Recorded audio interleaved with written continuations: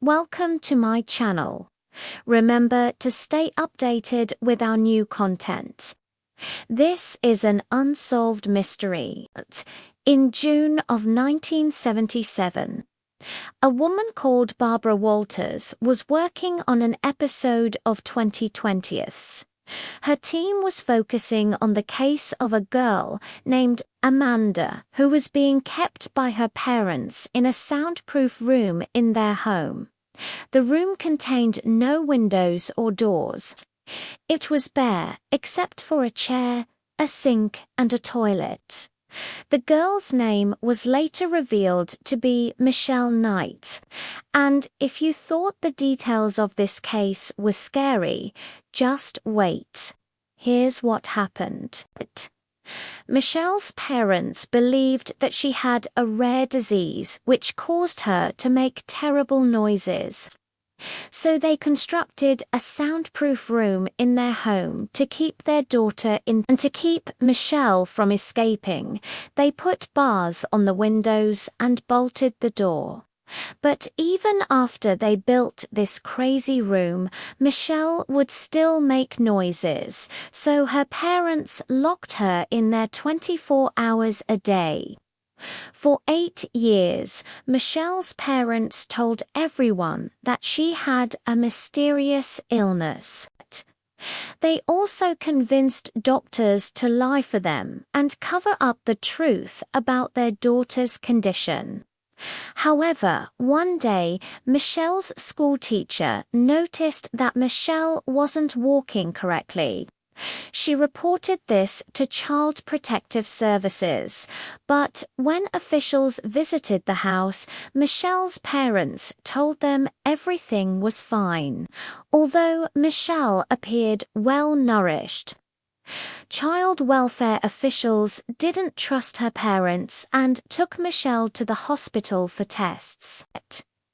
When doctors examined Michelle, they realized that she was brain damaged. She also weighed 62 pounds, had rashes all over her body, and was filthy. What was Michelle's parents' insane explanation for why their daughter was in this state? They claimed Michelle had a rare condition that made her entire body feel very itchy. But when doctors examined her, they realized she had been severely abused. From that moment on, Michelle never saw her parents again. In this story, we see a disturbing example of how a person's obsession with their beliefs can lead to insanity. Similarly, in today's story, we look at how a young girl named Mia gets obsessed with an old toy and how that obsession brings nothing but evil to her life. So stay with me until the end to find out what happens to Mia. When 12-year-old Mia moved into her grandmother's crumbling countryside house, the last thing she expected was a toy to be waiting for her. It was an old Labubu figurine tucked in the attic, dusty, wide-eyed, and smiling with its trademark toothy grin.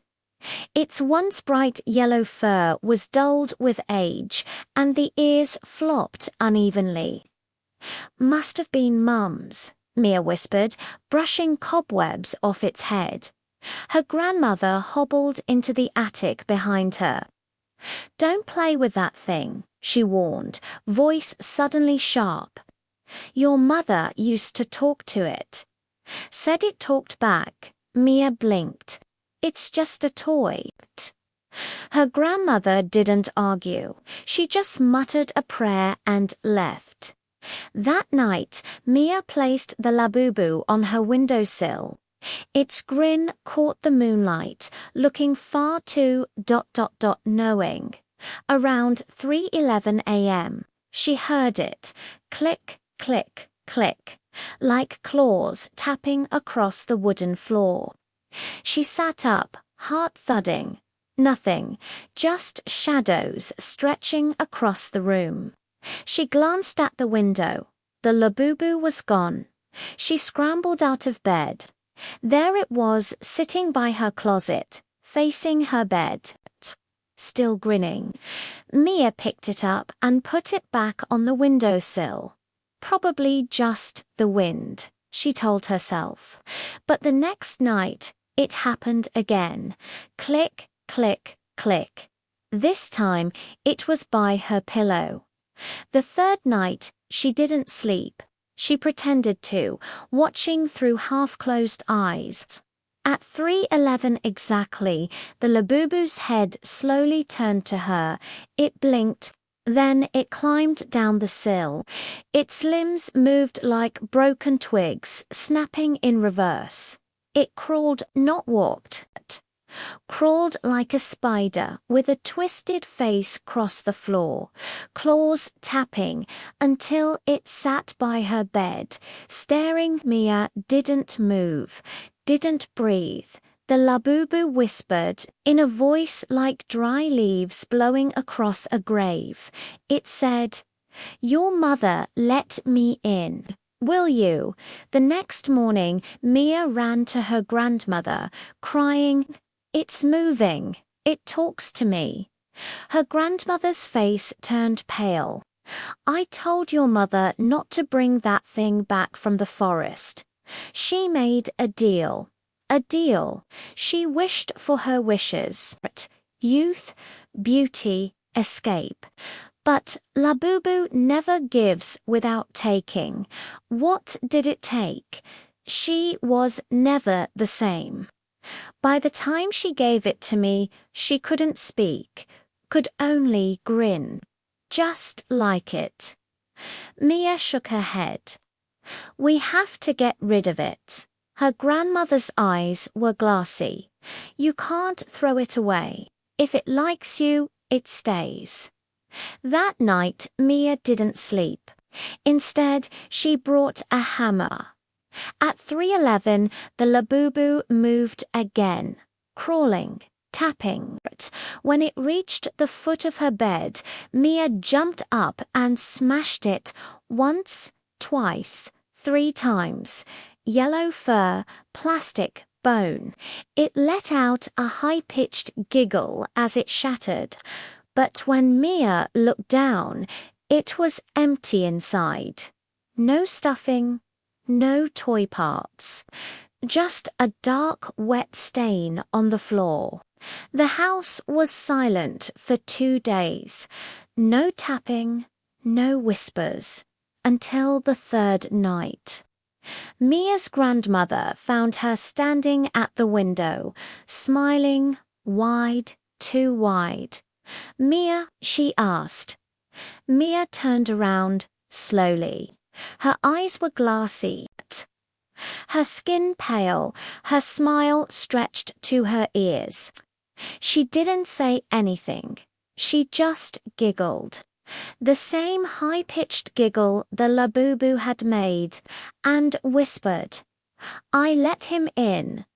So, what do you think? How would you have dealt with a creepy doll that comes alive at night? Let me know your thoughts in the comments section below.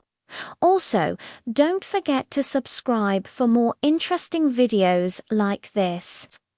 Now, let's look at some comments from our previous video. This one's from Shahzad Khan. They might be considered creepy, but I don't think any of these dolls are possessed.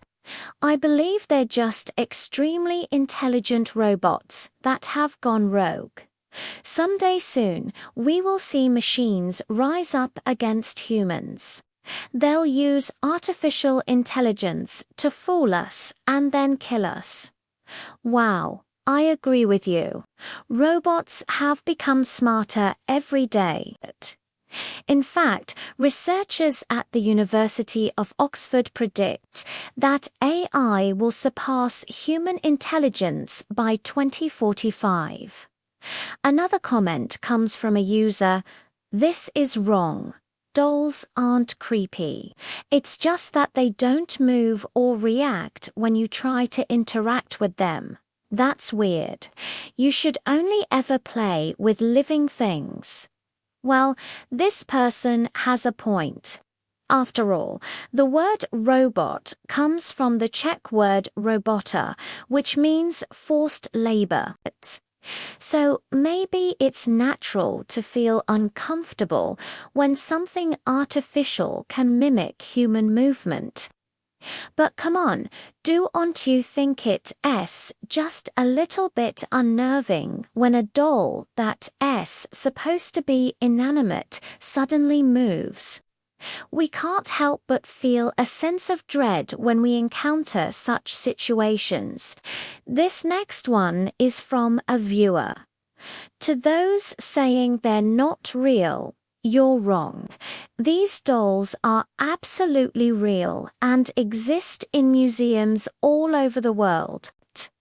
The creepiest part about them is that some are animated and can move on their own.